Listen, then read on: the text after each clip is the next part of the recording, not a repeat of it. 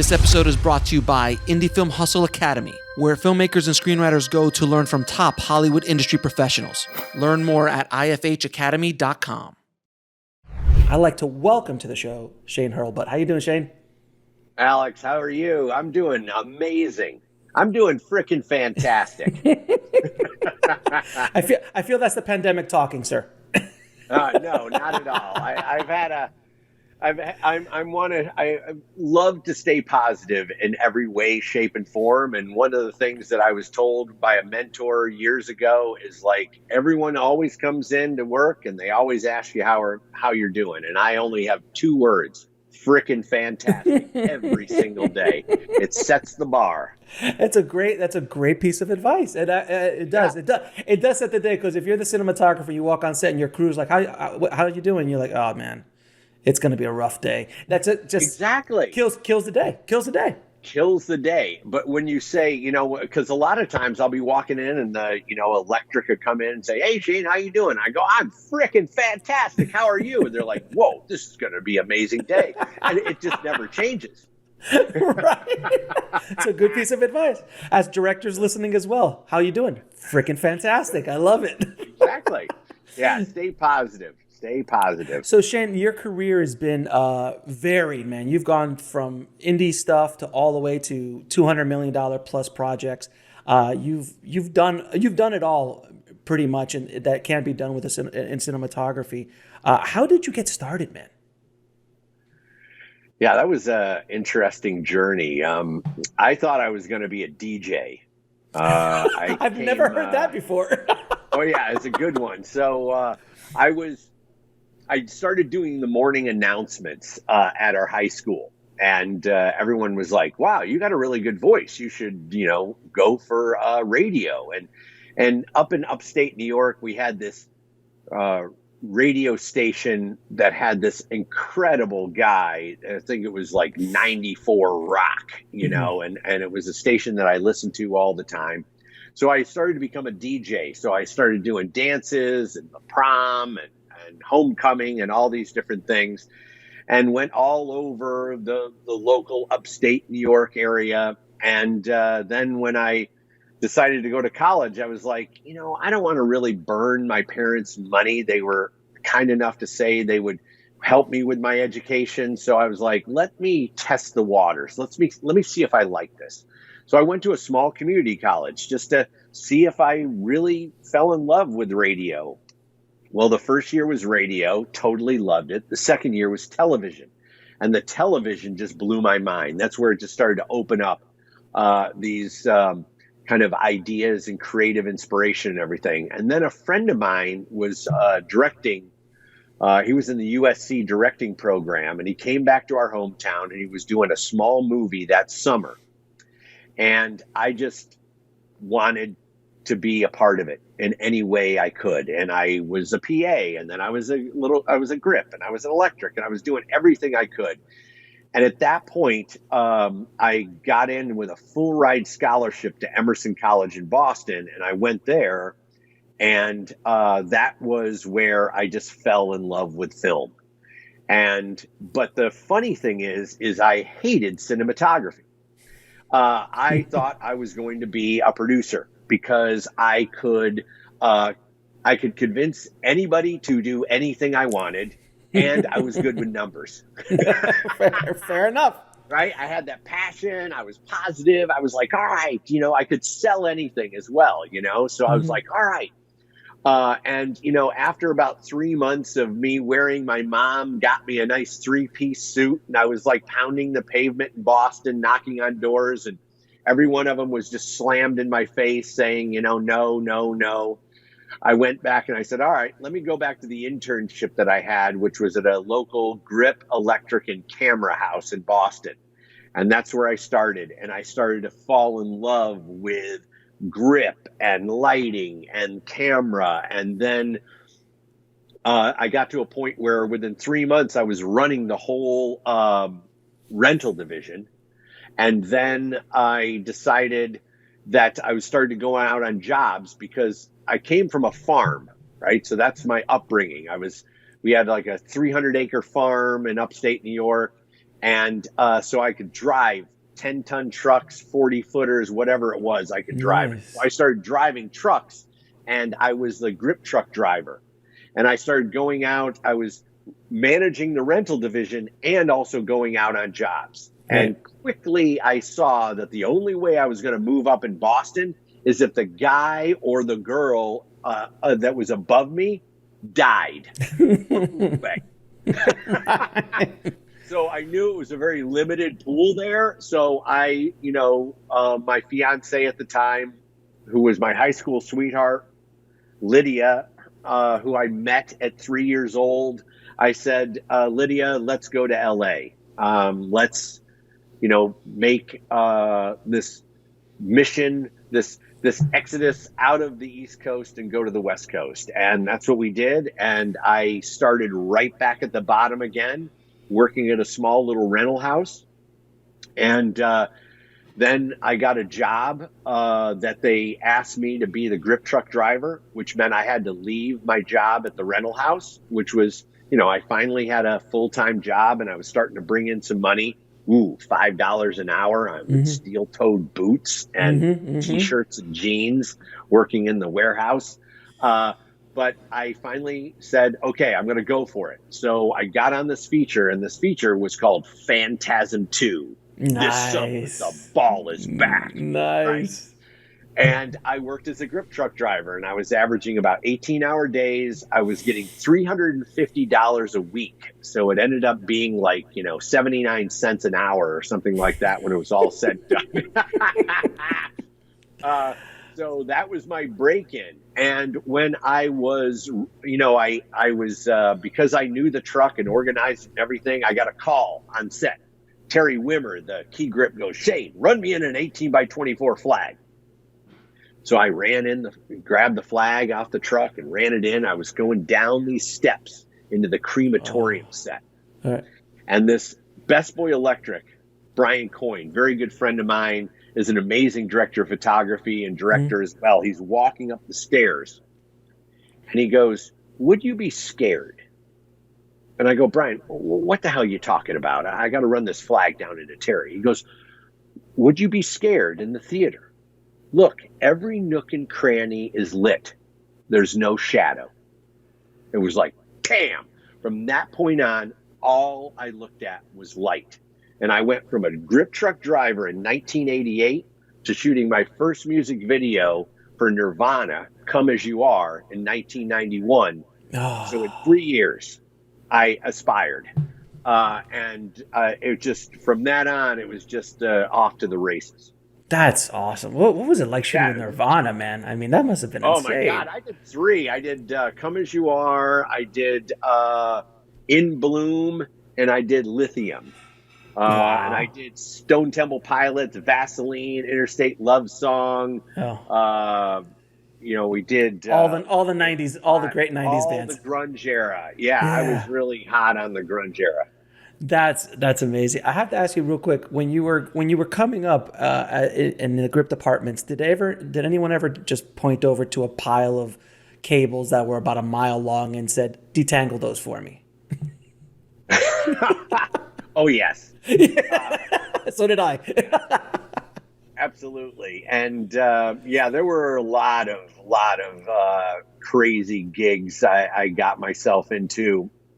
Condor operation was the worst for me because they put you up in that Condor 80, 90 feet in the air. Jesus. And I'll never forget one day, it was one of those stories that you remember back in the history of like, oh my God, I could have died kind of moment. I was working on some really bad, D movie for deferred pay. That was a big thing when I was getting Did you get that? Did you get the deferred pay? Never. I did like 20 of them, Alex. 20 of these, all on deferred pay. Never got paid a dime. So I'm in this Condor, and the wind starts kicking up, and it's got 2 18Ks in it. And the gaffer says, we need to bring it down. So I'm like, I go, I need to come down. This is way before all the, high-tech wind devices and everything and all the beautiful safety things that we have now that this would have never happened, but I was freaking out because the basket was moving around like crazy up there. And he's like, you're not coming down. It's fine, And I said, okay, and all of a sudden this big wind gust came up, and all of a sudden that condor just started to go. No. So the thing starts slowly going, and it's starting to pick up steam and pick up steam and pick up steam. And I'm just looking, and I'm like, okay, and it's over a ledge, right? It's over like this ravine. No. And that thing's just going to go right over it, right? So I'm thinking to myself, okay, that's going to crush everyone down below me, and everything is coming down. So at about 20 feet, I disconnect my safety harness and I jump. So I land, and roll, just to the side of the ravine so I don't go off of it. And this lift literally comes down and parallels. And everyone, it was like, it was watching paint dry, even though it happened a lot faster, but it was like, and then it just hung there. And then all of a sudden it was like, and then it just started gathering steam, and everything. And then it just went whack like this. And the 18K shot out of the damn lift. And it was the coolest lighting effect I've ever seen in my life, because the 18Ks went boom, and then everything went jet black. Oh my God. And then the gaffer came over to me and he started yelling at me like Yelling crazy. at you? I know, like yelling at me. I almost killed myself, and I was going to kill everyone else too, because this thing would have gone right over the ravine and was going to take out the whole camera department. Oh my God. And he yelled at you? Yeah, he yelled at me. Yeah, that was that's how it was done back then. Oh my God. So you literally, I mean, if you would have been, it could have easily, instead of stopping, you could have kept going because of your weight. Oh yeah, it would have kept on going because, here was we were shooting on a road like this, and the condor was out like this, backlighting it, kind of a hot top light. So I was going like this over the ravine with the 18K. So I jumped just to the side of the road and rolled down this thing. So it would have gone over, caught that nick, and then the whole condor would have gone over the edge. Oh my God. It's insane. What year was this? Was this the 90s? Oh, this no, is 80s. Yeah. Oh yeah, that's the 80s were how we survived the 80s as a general statement is That's so right. It's like kids today are like looking around like, this hurts or that hurts. I'm like, are you kidding me? What we had, just look at our playgrounds. I know. In the 70s and 80s. I know, our playgrounds were literally torture chambers. They were death traps. Now they're like, they got the foam, and the rubber everywhere. So if you fall and you bounce, and it's beautiful. No, it was straight concrete. It was straight concrete. 5 stories up on the monkey bars, you would fall, crack your skull, or you would go to the top story of the slide that was metal, and on your shorts in the middle of the summer and get 3rd-degree burns. And your skin's peeling off because it's so damn hot. You're like, now it's all plastic and it's all like, it's that's why. Yes, exactly. That's an amazing story. So you've lit some very large sets and some very big action sequences. I'm thinking of Terminator. How do you approach lighting these massive set pieces? I mean, these sets are massive with, hundreds, if not thousands of people running around, VFX you're thinking about, practicals. I mean, just as a cinematographer, how do you approach mentally to cover that and light it and then cover it? Yeah. So, the kind of big footprint, lighting setups are something that I absolutely love. It kind of, you think about it, I kind of take it apart like let's say a football field, right? If you could shoot 3 directions on it with the light. If I light it from this direction, then it's a side light to this way, it's a side light that way, and it's a backlit this way. Mm-hmm. So you got 3 areas that you can cover from creating one big light source, let's say. So let's take Terminator Salvation, for example, the processing plant that we did, Oh yeah. where, all those people are being pushed by that bulldozer thing that, I embedded these spikes in it and these lights that erupt and it starts pushing the people.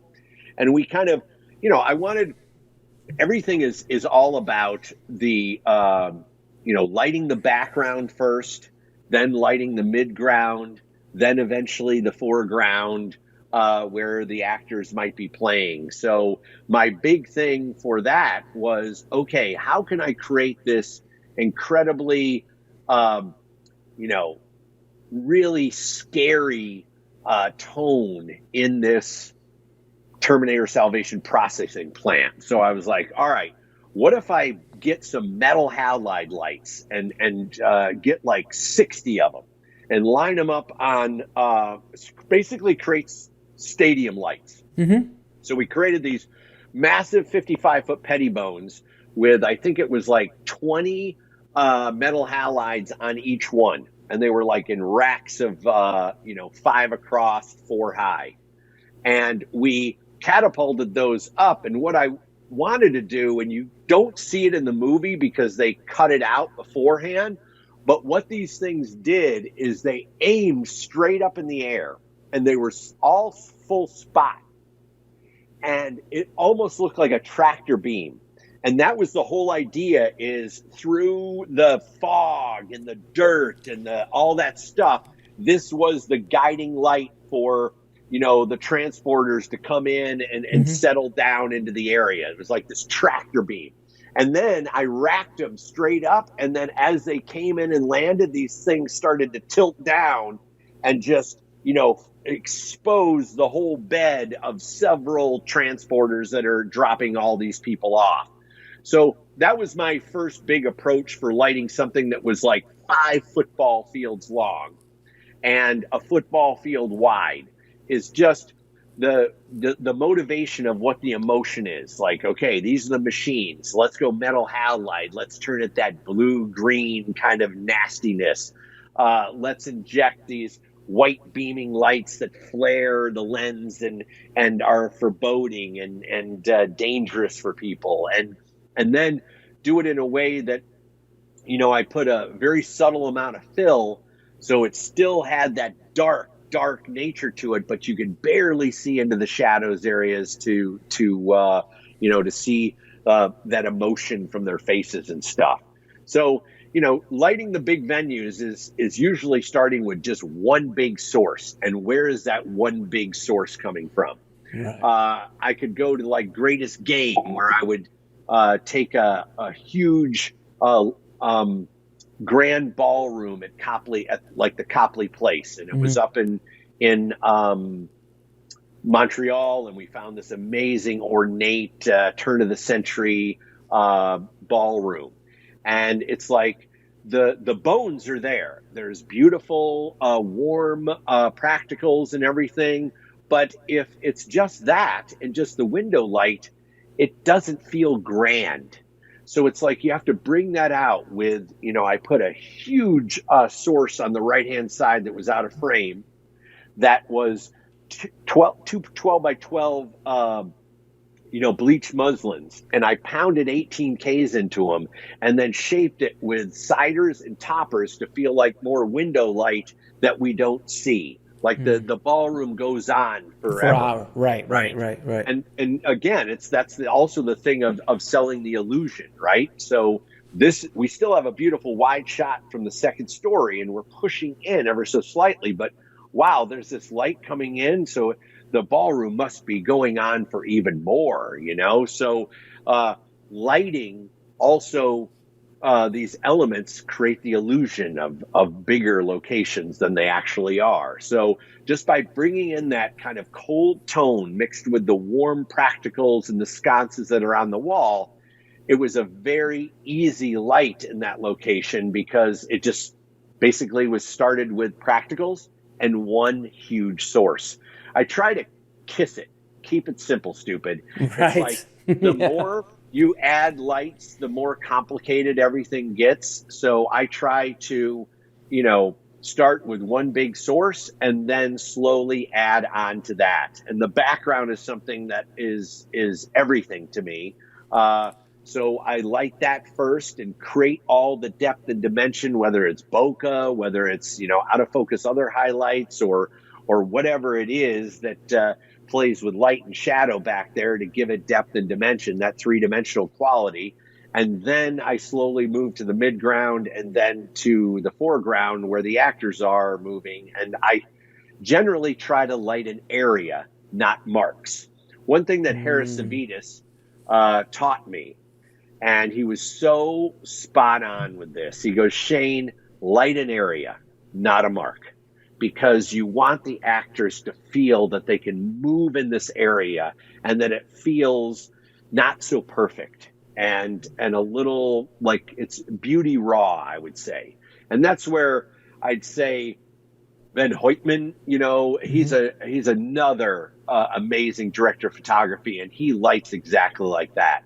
It's imperfect, but it's still beautiful. It has that rawness to it, and you do that by just lighting an area and not necessarily lighting marks. Because lighting marks, they're gonna nail their mark, and you can have the perfect wrap on the key light and the perfect backlight and nice fill and everything.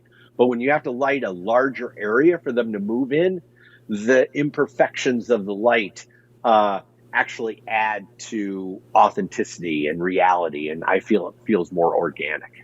There's a movie that when I speak to cinematographers of all status, from the early, guys just trying to come up to established cinematographers like yourself, there's a movie, and there's many movies we can point to, but there's one movie that I personally love, but it is kind of like this holy grail of cinematography in many ways. There are many holy grails of cinematography, but this is one. Searching for Bobby Fischer is one of those, because, and I always ask, I'm like, it's a family film. It's like, it's not grand, it's not flashy, but when I talk to cinematographers about that film, it was Conrad, right? It was Conrad Hall. Yeah, Conrad Hall. Yep. Yeah. He was doing things that no one had done before. He was using mirrors. Do you know what he did and how he lit that? Yeah, I worked with Conrad Hall a little bit for a very short stint as like a gaffer kind of slash grip scenario. And one of the things I was amazed with is he's a hard light lighter. That's what he does. Hard light is his best. That's his toolbox. And what he does is every light on set is full spot. Really? There's no full flood. So if he's trying to cast shadows, yes, of course, he's going to full flood it so he can get the hard shadows. But when he's lighting a face, that light is full spot, and then it's scrimmed down to exactly the right level. So we were constantly I was like, when I'd walk on set, I was like, what is with all these double and triple scrim bags on these damn lights? I'm thinking, who the hell needs that many scrims, And then all of a sudden he's like, spotting the thing in, and I'm like, damn, that's bright. And all of a sudden the full house became the thing. Two doubles and a single, boom, full house it. Okay, another full house. And I'm like, how the hell does that even fit in there? And they're, grip clipping the things on the outside, right. to take it down. But that was how he lit. And Searching for Bobby Fischer used tons of that hard shadow and hard light to really show the emotions of them and all the characters. And, another great one is Road to Perdition. Oh, where so that's gorgeous. all lit hard light, and the way he positions them, and once working with him, my moonlight is always silver. It's like he really dialed in the silver moonlight. There was nobody that did silver moonlight like him, and that's something that I responded to, and I've always done. My silver moonlight is where it's at. And another person that does that very well is Bob Richardson. Oh, like Snow Falling on Cedars is probably within the top 5 greatest cinematic achievements ever. Wow. I don't know if you've ever seen No, that I haven't. movie. I haven't seen that one. Snow Falling on Cedars is an absolute masterpiece. Wow. And it's people always say, Shane, what is this with your style of only lighting from one side? I'm like, guys, just look at snow falling on cedars. It's got it. And, it's like, because what I love is that just that timeless light from one side. The fill never crosses over to this side. Everything is lit from one side or the other. And then you use the background to separate the dark side. And that's And you don't fill? that And you don't fill, or you do a little fill? I fill from over camera. I never fill from the opposite side. Really? Everything is 180 degrees. Yeah. Interesting. So you don't do standard 3-point lighting as they've taught in school. It's different. No, it's 3-point lighting all from one side. Interesting. That's a really... So the backlight is on the same side as the key light. Right. The same side of the fill light. So everything is coming. So the backlight is not a dead back. It's a 3/4 back. Right. And then you add the softness of a key or a hard light of a key. So that's like a key on key scenario, as I call it, because you're keying with the backlight as well as wrapping the fill. And then what I'll do is I'll do this kind of a J shape that goes from hard to semi-hard to soft to super soft, all the way around. And that's kind of, if I'm doing any kind of scenario where people are walking into frame or I'm lighting an area, that's kind of how I attack it. It's like, it starts hard and then it moves around to like, just a cream source with magic cloth. Nice. That's a very, very interesting way of going about it. Now, there's we get caught up so much with cameras. Our cinematographers and filmmakers get caught up with like, what's the latest K? What's the latest this? How many? I need 45K. Really? Do you need 45K? Do you really need? Are you shooting IMAX really for $500 for $50,000 independent feature? You need the 45K. So what is your the one thing I always tell filmmakers when they're like, what should I invest in? And I go, glass. If you're going to invest, it's always glass. Glass doesn't go unless you're shooting 45K. Then you might need to figure out glass that's big enough to cover the sensor. But exactly. But what glass do you are drawn to for your projects? Is it a per project basis, or is there a specific kind of glass that you really like? Because I know cinematographers and their glass is they're very specific about what they really love. Yeah, absolutely. It is based on per project because I feel that the glass is the soul of the movie. Mm-hmm. The camera is the tool. It's kind of let's say it's the foundation of and that the foundation, and let's say it's the mortar, but the bricks, the soul of the building is the glass. And I've gone like every project, like let's say greatest game ever played, right? Working with Bill Paxton, we stumbled onto a look of this book called Bound for Glory, which was all these reclaimed. They found them in some person's attic in Kansas City, Missouri, that were all these old Kodachrome prints from the FSA era.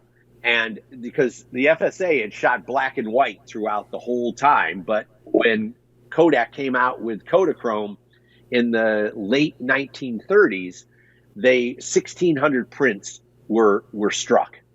And these were printed in this book, Bound for Glory. And both Bill and I really resonated that this is going to be the look for the greatest game. We wanted it to feel period, but we also wanted it to have a contemporary style to camera. So it's like we delivered a period look, but the camera, we flew with the camera, with the ball and went into the hole, and we, showed the power of each individual golfer, got inside their head.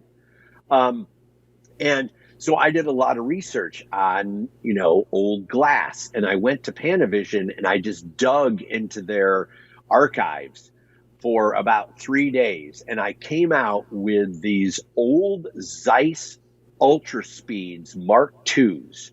They were like made in the late 60s, and their coating was not the greatest. And when you put them down to a T2, they started to really fall. There was even a lens that was specifically done for Stanley Kubrick, and that was a 50 mil at a T1, right? So I always had that one in my arsenal. I grabbed that one.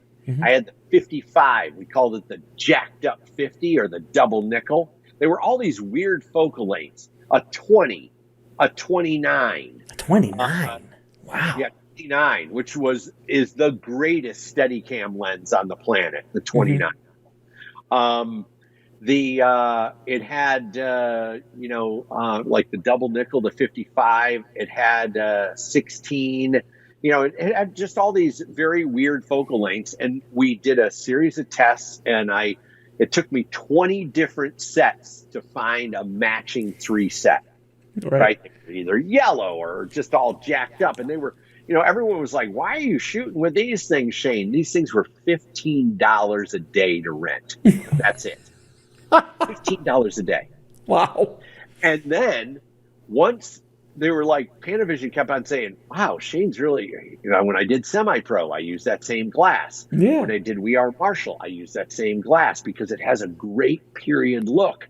And they're like, what is going on with Shane? Why is he always shooting with these things? We got to investigate these.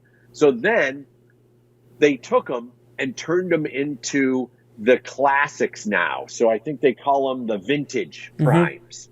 So all the Mark IIs were rehoused because the one thing shooting with them, which is difficult, some lenses had this, some lenses had that, some lenses had this. They were all over the map. So it created all these donuts and all this stuff. Yeah. It really slows the filmmaking process down every time you change a lens, right?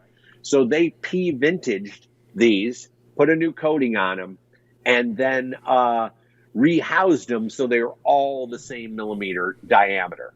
And now they go for $150 a day.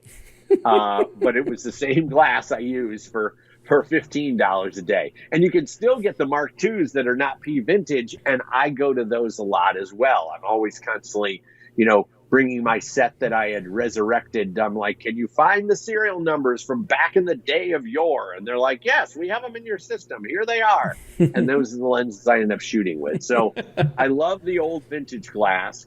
I'm not the big anamorphic guy. I know anamorphic is a massive craze right now.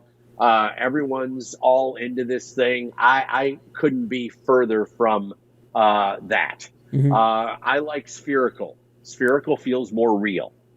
Spherical feels more intimate. And when you get those wide angles pushed in close and really into the scene, which you cannot do with anamorphics because they cannot focus, you don't feel intimate with the actors. I always feel anamorphic lenses, you're a pedestrian. Why would you want that? Now, of course, there's tons of movies that don't feel like pedestrian that have been shot on anamorphics that are awesome. This is just my point of view.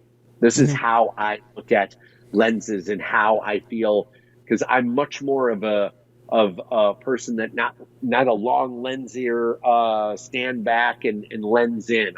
I like to be much more immersive. That really started with all the sports movies I started to do, because I felt, getting inside the action and inside the game was much more powerful than showing the audience what they've already seen on television, right? From the outside. Now, what you have to do is a beautiful balance of lensing from the outside to show geography and getting into the game. You can't just do in the game, because then nobody knows where the hell you are on the field. So you do need those outside in shots. And that's something where I call it the inside out, right? It's like I try to first take apart the scene from doing it all inside the game. So you feel completely intimate. And then you say, what do you need to tell the story geography? And that's what you use from the outside. So it's not like, okay, let's establish it. It's not outside in, it's inside out. Now, have you ever shot with a canoptic?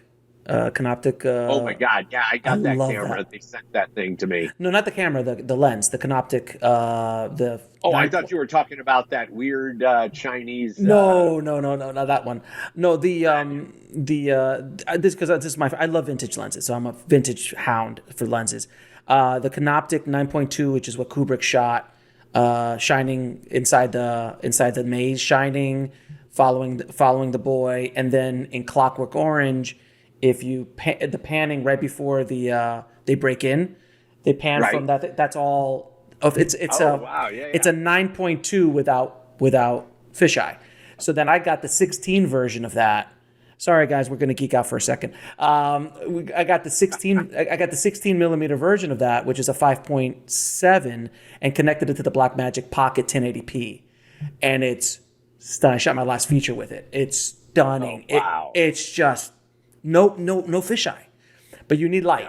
Yeah. It's great for outside. Inside, you got to pump some light into it. But it's I always tell DPs about that, and they're like, "You mean no fisheye? Like it's such an old lens that it's I call it the Kubrick because Stanley Yeah. loved shooting with that. Have you ever shot with it? No, I haven't. I got to check that thing out. I mean, I do It's love the old. Kawas. I've Yeah, always those been are a nice. fan of the Kawas. I really like those. I like the old, the a lot of the Zeiss that they took like the coatings off. Oh yeah, those are nice. And all those guys have done a lot of re-engineering on a lot of the older glass. But I do, like I said, it's project by project. But one thing that I've been doing a lot lately is using Leica, and I've always been a fan of Leica. They're If you gorgeous. look at all the Panavision glass, Panavision were lights glass. It was not Panavision glass; it was lights glass. So, and that's what I really responded to coming up in my career. I was all about the Panavision Primo Prime. So when the new Summicrons and Summoluxes came out with the Leicas, I did tests on both, and I found that the Summoluxes with the 1.3 give you an amazing shallow depth of field and much more of a flatter feel. They're very clinical. Mm-hmm. But the Summicrons at a T2 and basically $10,000 less a lens, they have more of the imperfections, and they're better with skin. Mm-hmm. And they don't flatten out a face. The face has dimension. So those have been like my secret weapon for a lot of the work that I've been doing lately. Is I just love the Summicrons, and I don't need a 1.3. I love my T2, no problem. Mm-hmm. Mm-hmm. But then you go for like Need for Speed. I shot with Cook S4s. I love that. Fathers and Daughters, Cook S4s. Terminator, I shot with Panavision Primos. I loved the way they flared. I loved the Yeah, the flares were nice in that film. contrast. Mm. Also, the contrast of those lenses. They have a real good contrast ratio. So yeah, it's really per project for sure. And I think, I was interviewing for a project recently, and I was like, there were kind of two different worlds, and I was looking at a lot of tests with the Agenus, Mm-hmm. those new Premiere primes that came out, and that glass has a slight magenta to it. It's got a slight softness in the center, and it creams out beautifully. So I was going to use that for this area of the movie, and then the more kind of raw and gritty. I was actually going to do like the Zeiss signature primes that have much more of a bold, contrasty look. So just using glass to tell the story and not necessarily your color correction bag. I wanted to ask you. I always love asking DPs this. What was the best time you've ever had on set? Like the most fun that you like everything was clicking. Either just something that happened fun on the set, or the lighting was just like I nailed it. Oh, let's see. There's been a lot of those moments. One I think that really comes to mind, and it has a soft part in my heart, was when I was doing We Are Marshall. Oh, We great movie. were shooting and in Huntington, West Virginia for the first 3 weeks of the movie. And Mm-hmm. so we were all at those locations where it all went down. We Mm-hmm. went to the airfield where the plane crashed. We went to the university and took all that flavor in. And there was a scene that we did out in the middle of nowhere on this lone road where Matthew Fox, who is Red, who did not hop on the plane, he drove. And it was, my dad had come down with pancreatitis, and I've never had to leave a movie. And they told me he was going to die. So I went to McG and I said, McG, I need a week off. I got to go see my dad. He's on his deathbed. So I flew back to Syracuse, New York, and stayed with my dad for a week. And he actually turned around. And when I flew back, the first shot I did was this lone road with the isolated gas station in the middle of nowhere. And I just remember coming up and I'm like, all right, let's encircle that thing with yellow fluorescence around the exterior. Let's put a metal halide back behind to glow those trees. And let's put one lone, two 24 light Dinos on a 120-foot condor and just bring moonlight down the street, wet it down so it has that glisten. And I just put the camera didn't even have to move. It was just like, bam. And we see that lone car with the headlights and he pulls over to the gas station. And it was like, those is one of those iconic moments where, my God, I thought my dad was going to die. I, stumble on set, basically got off the plane right, in night exterior. So I had to turn myself around into nights. And, this was the first frame that came out of me after all that emotion that I had gone through. And that was like a very defining moment. And then recently, I worked on this movie that was like a teen rom-com. And it was with a director, Emily Ting. And she was from Hong Kong, and she had an amazing pitch deck on the movie, and her vision was very strong. And we just completely bonded, shot listing and coming up with this thing. And the last 3 days of the film were our big dance numbers, because they did the musical Bye Bye Birdie. And I and Emily and the production designer did not want to do it like most high school musicals would have done it, very literally. We wanted to take a very kind of surreal take on this, and very abstract in the lighting. And then working with the dance team and the choreography to be able to put all these lights in and how they positioned and moved with the dancers. And I'm just telling you, I was at that monitor, and when the shit all came together, it was absolute magic. And it was like one of those kind of moments where you just look back and you say, my God, I love when, it's all the departments just all, fueling on 12 cylinders. It's like you got production design just knocking out the set and the abstract nature of it. You got my lighting team that is just bringing the excellence and precision. You got the dancers delivering every single time, no matter how many times I said, okay, we got to do it again. And it's like the 80th time. And they were like saying, Shane, we see so much of your passion and what you're in. When you told us we had to do it for the 81st time, we were all in, even though we were spent, and it's like that kind of positive nature and seeing it all happen on screen.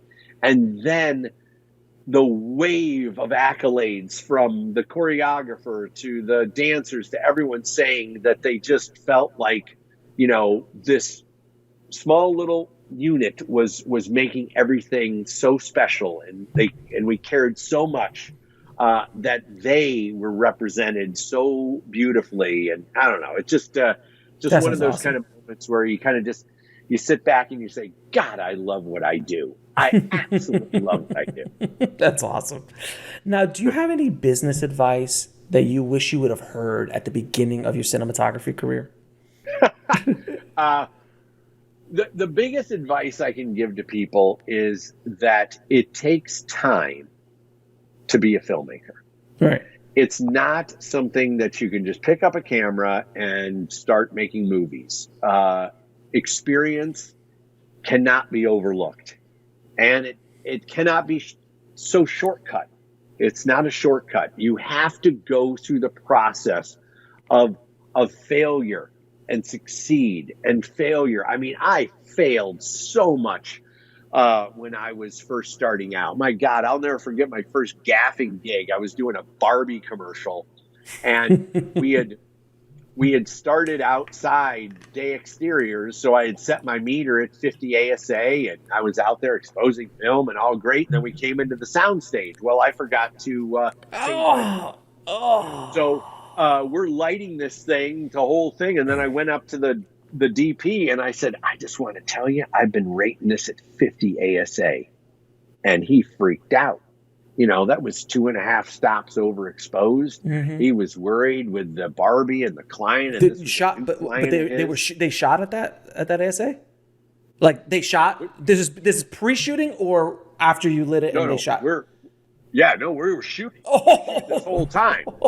And then I realized after lunch that I had set my meter wrong. So everything that we had shot up to lunch was basically burnt. 2.5 stops overexposed. So, you know, we had to go back to the agency and the creatives, and that put him in a very difficult place. And, you know, these are things that, you know, these big mistakes, but you got to learn from them. And this is what I talk about with the experience. You got to put yourself out there, and you got to know you're going to fail. And I just, that's my whole mantra, is like, I just want to continue to challenge myself, push myself out of my comfort zone. You know, there's, even as at my career right now, I make mistakes. You know, I try new things, and I'm like, God, what was I thinking with this? You know, that didn't work. But, you know, you pick yourself up, you cinch those suspenders, and you on. And so my biggest advice to anyone starting out in this industry is, you want to start at a rental house, bar none. If you want to be a director of photography, you got to get your hands on the camera. You got to listen to the people that are coming in. You got to listen to what they're using. You got to take all that in. That's experience that you're building that's happening just organically. Right. It's like all you have to do is get that camera out there, and you just listen while you're doing stuff. Why are they using this type of filter? Or why are they setting the camera up this way? I'm going to mental note on that. And the same with a grip and electric house. You know, I started out in a rental house. So on Terminator Salvation, in the big mine escape, you know, where they go through the landmine, and it's all one shot, you know, beautifully choreographed, where we're going with them and all that stuff. We had a xenon, 4K xenon on a scaffolding tower as our quote unquote searchlight. Right when we were about ready to go, the light goes out. Well, everyone's scrambling and they don't know what's happening and all that stuff. And I had this duster jacket. They called me the Crow. And I run across, and the thing flipped in the wind, you know, and I run to the xenon, and I pop out the side panel, and the fuse is blown. And I take it, I grab some aluminum foil, I wrap it around the damn thing, jam it in there, hit the transformer, and boom, the light ignites. And I run back, and they're like, holy shit, how did you know how to do that? And I'm like, well, these were workarounds in the rental house when, you know, we wanted to see if the light fired, and we didn't have the fuse, and these fuses were a specific one that necessarily we didn't carry all the time. And this was the workaround. So it's like, I'm constantly at, even to this day, where, you know, there's so many new people coming up the ladder, and with this tax incentive states and Atlanta just exploding, and there's not enough crew there to really support the movies. So a lot of people are just walking off, you know, farming community and construction sites, and all of a sudden, you know, right to work, they're gripping electrics. So I'm constantly trying to, you know, teach this, you know, this new age of people that were quote unquote did not go to film school. They just are doing it for the money. That's that new regime that I'm seeing within the industry. That's been a big shift that I started feeling in 2018. when I went up to Canada, and all of my electrics were on permits, and they had all been on oil dikes just a month earlier. And they had So never been, and they'd never been on set before. no, no. How do you hire someone who's never been on set before to work in grip and electric? How does that work? You have to. I mean, there's so much you have to learn. Yeah, no kidding. Yeah, Like what's what's a yeah, flag? What's a C stand? I mean, like yeah, basic stuff. yes. And and that was the crew that would have given to you, and you're just like, I got to roll with this, and I got to teach everybody. And did you just send them to your academy online? Basically, yes. I started after that moment in 2017, 2018. I created a grip and electric platform. So it teaches them how to use C-stands, how to set flags, what they are, what they're called, how to run power, how to plug it in, how to distribute power, all that stuff. I just started doing grip and electric because I'm like, I come up and the first thing I do is I gift it to every grip and electric that's on my crew. And the people that are experienced, they're like, I got this. Or the people that aren't, they take it. And at least they have some kind of infrastructure and awareness to like what things are called and how to use stuff. So is that I mean, obviously, I mean, you're a seasoned cinematographer, so some of these projects, obviously, you can't fly everybody in from LA, so you have to deal with locals, Yes. and that's the locals they have because there just literally is no other crew in the area that could handle, or they're busy when they're busy on other projects or something. Yeah, correct. When I did Resident Alien in the fall of 2018, there were 78 series and Yeah, films in Vancouver. yeah, they're gone. Right. So Right. everyone was gone, you know. So you roll with whatever you had to roll with at the time. Yeah. And, this is the new norm I see because, there's so much production going on and it just literally, and most of these places might have 8 to 10 teams deep, might, right? So that's 8 features. And then if you have rigging teams, then you're taking out a whole other plethora of technicians. So yeah, it's been a sometimes you get just amazing talent, and then there's sometimes that you don't, and you try your best to Right. work with it. But I've kind of set a positive spin on it because I do love teaching as well, and so I try to set it up so they're learning as much as they can, and I take the time when I can to kind of educate them and get them up to speed. That's it seems like a pretty big load to carry as a cinematographer on a project live, to be like shooting and also educating your crew at the same time. I mean, from my experience on set, that's a pretty difficult thing to do. So God bless you, sir. It is. And it's so funny because all the ADs always give me a ton of shit. They're all right. We're having a Hurlbut Academy moment,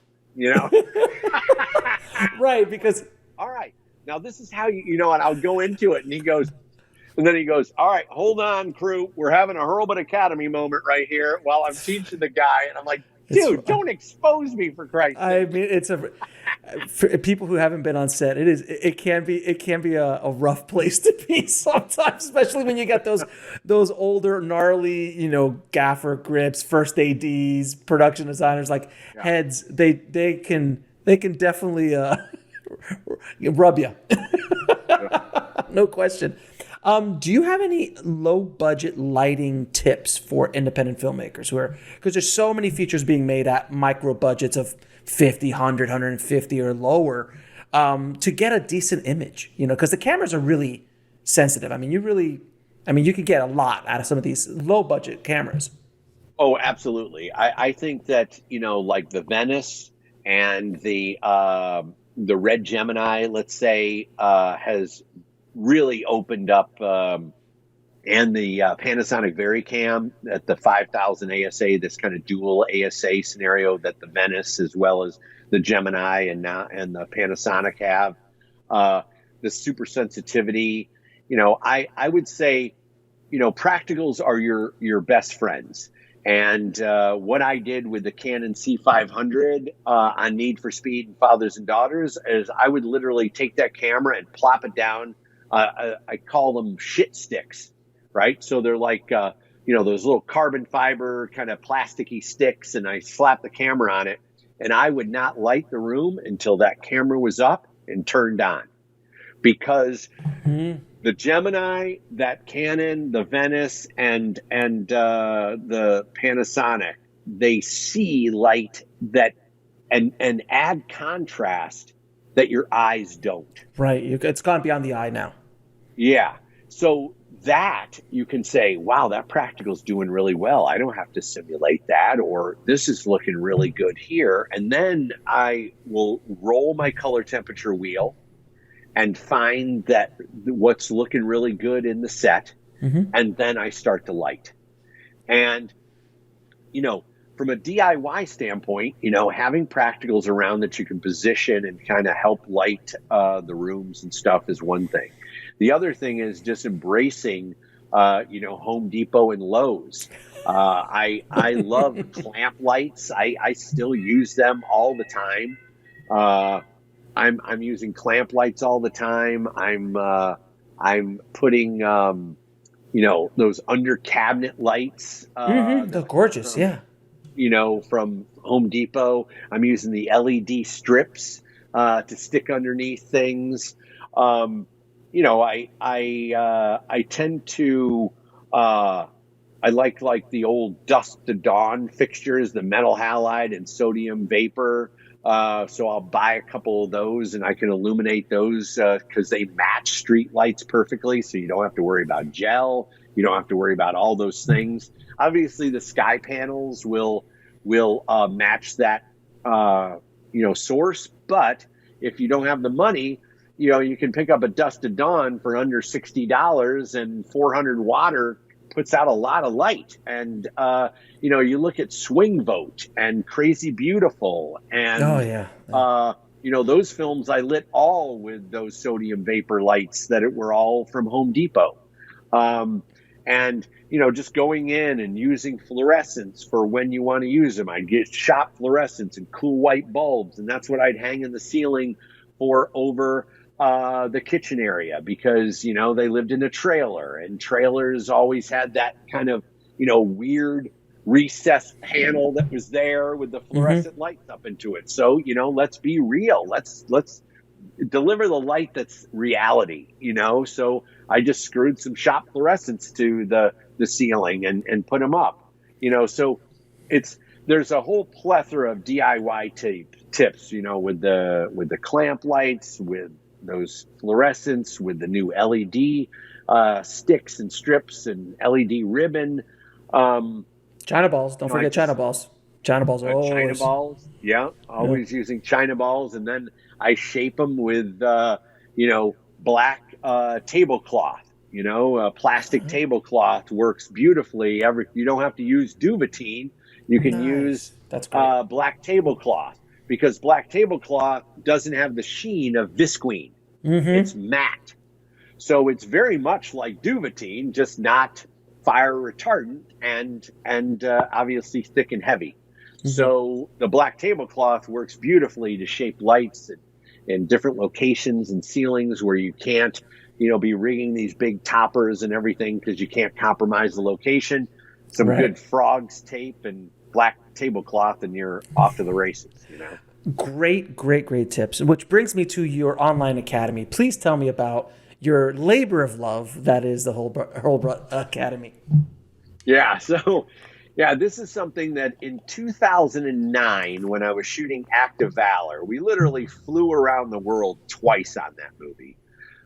We were down in Puerto Rico where we were shooting the bad guys kind of, lair in Puerto Rico. And we stayed at this amazing hotel that was on the west side of the island. And my wife came down to be with me for a week. And we were sitting in bed one night, and I was planning out my shot list for the next day. And she goes, Shane, what you're doing with this DSLR platform and how you have kind of spearheaded this revolution, we need to talk about this. We need to share your knowledge and really ignite a revolution. And I was like, what the hell are you talking about? I'm just shooting here. I'm a cinematographer. And she goes, I'm going to brand you. Right. And I'm like, I'm a cinematographer, not a brand. And sure enough, with her vision and forward future thinking ways, she, said, let's start this blog and let's share knowledge. And I was like, okay, sounds great. So we started this little blog, and the blog just exploded during the DSLR revolution because I was doing things that everyone was like, what? You're shooting a major feature film that's going to go in 9,000 theater screens on a DSLR still camera, right? And I'm like, yeah, and this is the settings that make your camera cinematic, and this is what ISO you want to shoot at to have the lower noise, and this is the lenses that you want to fabricate to, so it just like exploded. And based on that, they wanted more and more and ask for more and give, let's start your writing's great, but we want video content. So then in 2014, we launched Shane's Inner Circle. Yeah. And that was our first stab at a membership platform. And we really didn't know what the heck we were doing. All I knew is I had passion, and I had this God-given talent to really inspire people and teach.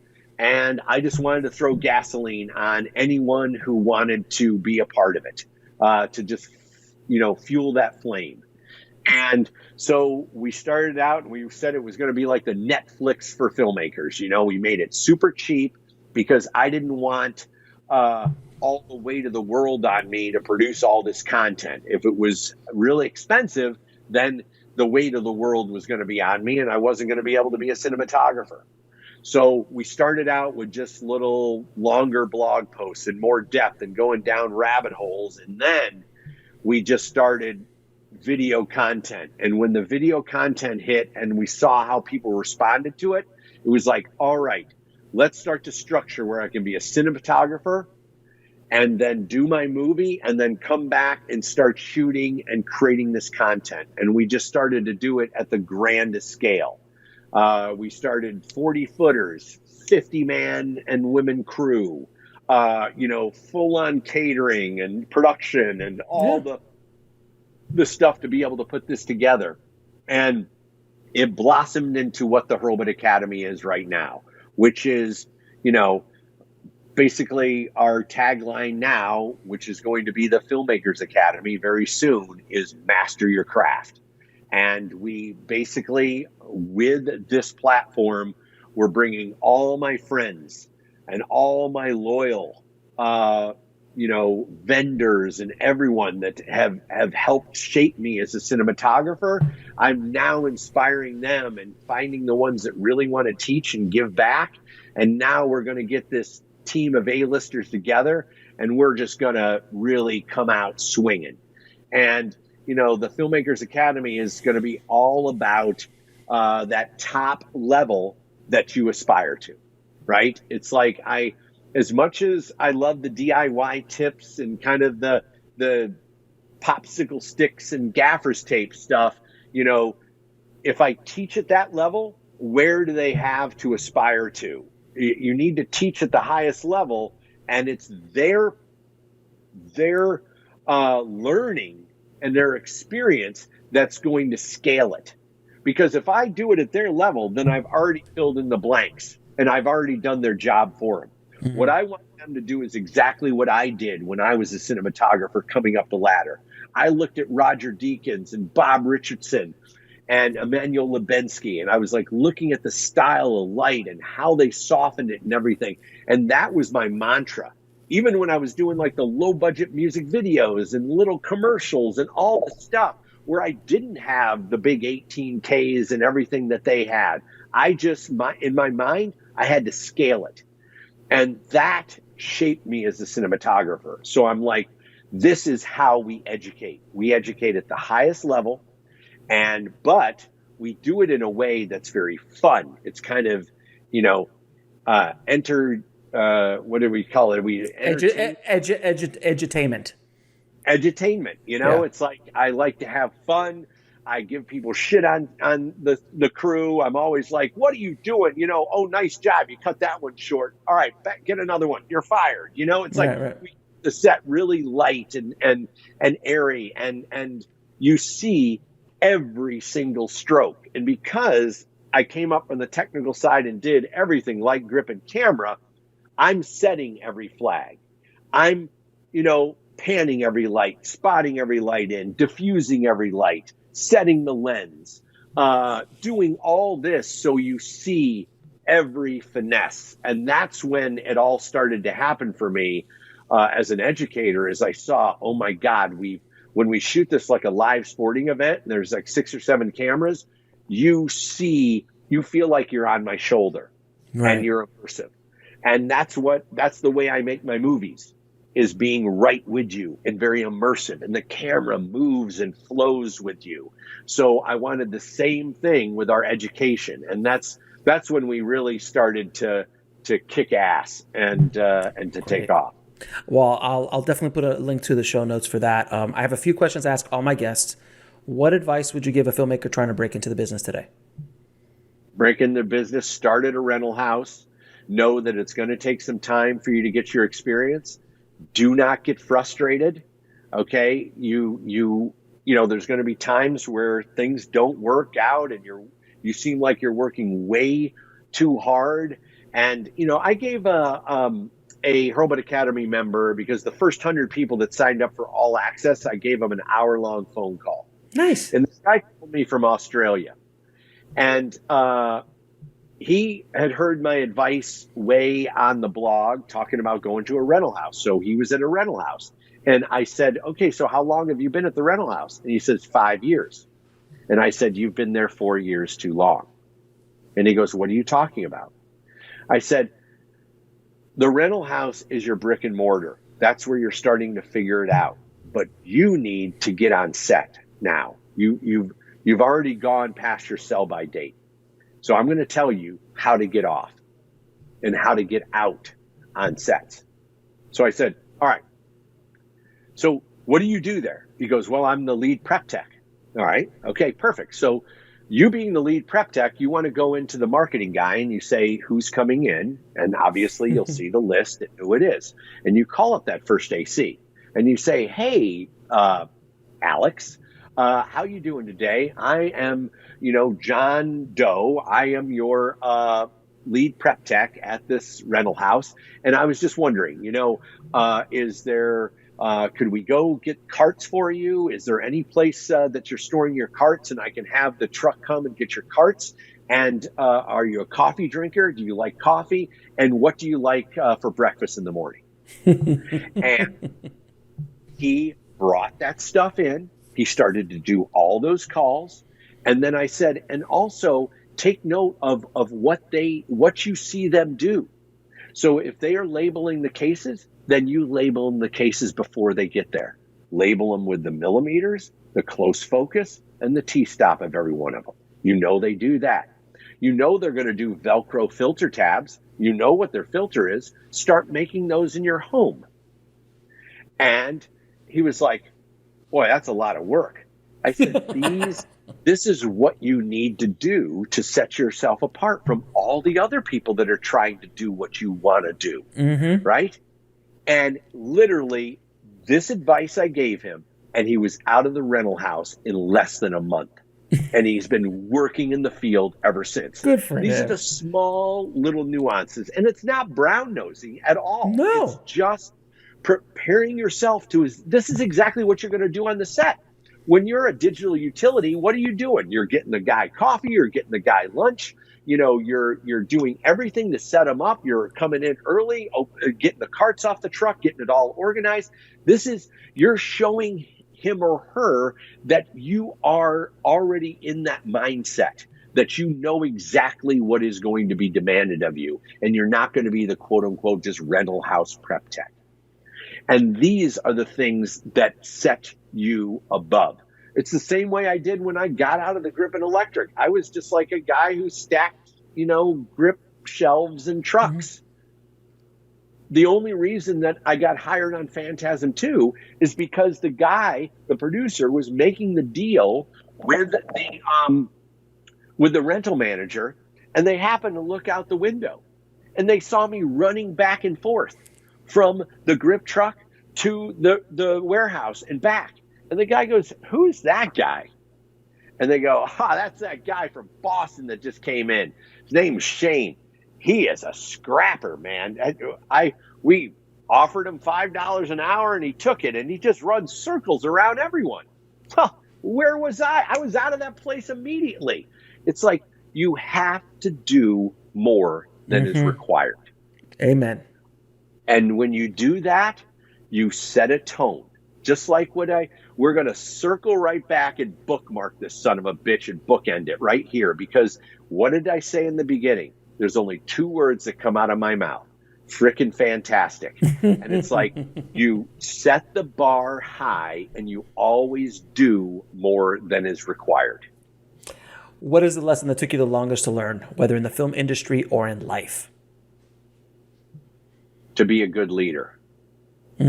That took me a long time. When I was a kid, I was bullied like crazy.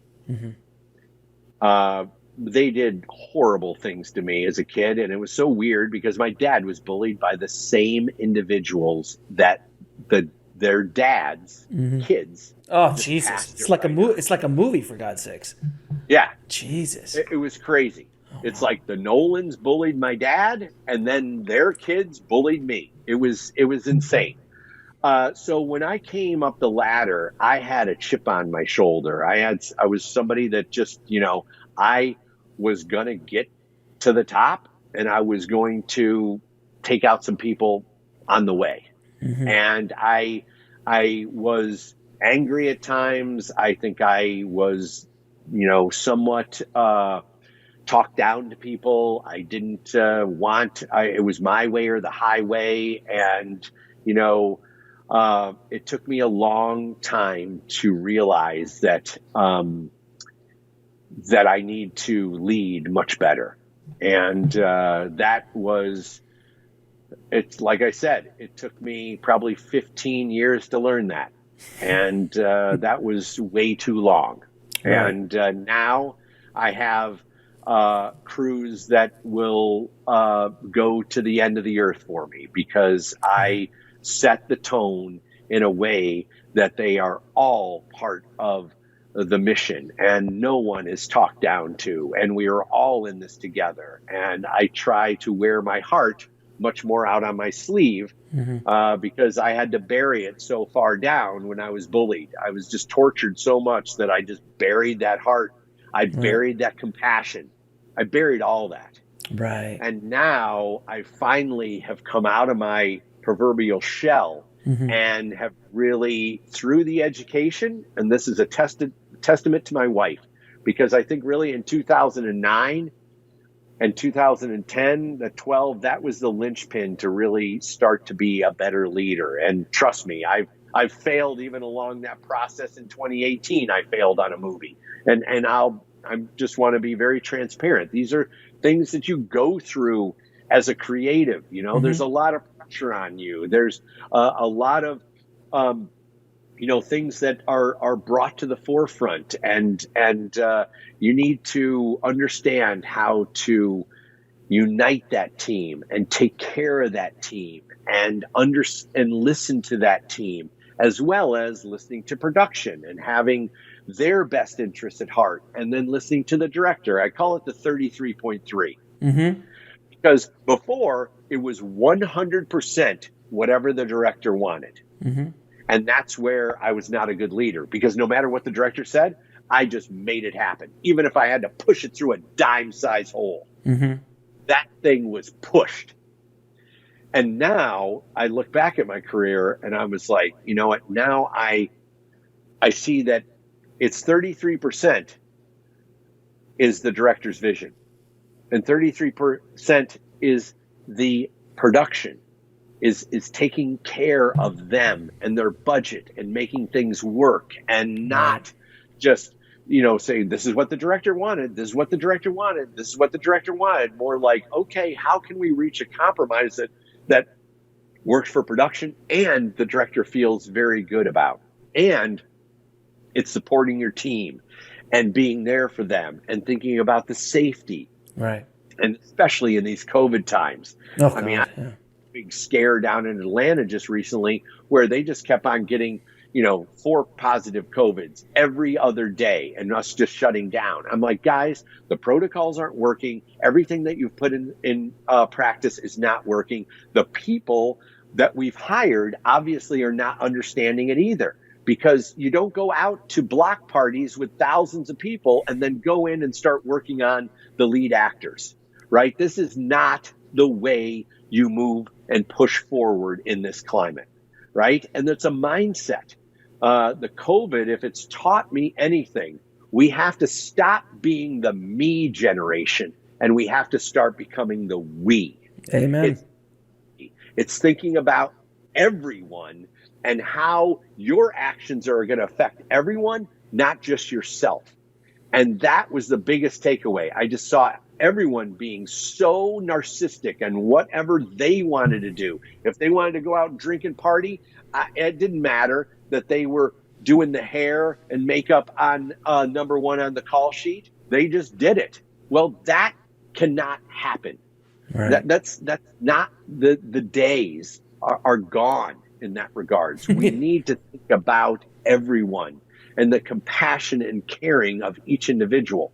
And I constantly, what I never did is I never put myself in the shoes that I was barking the orders out to.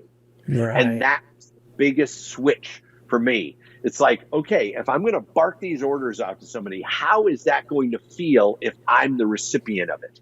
Am I going to feel good when I tell them that, I call them out in front of everyone? There's sometimes when you need to do that, but you want to do it in a way that has an inspirational way.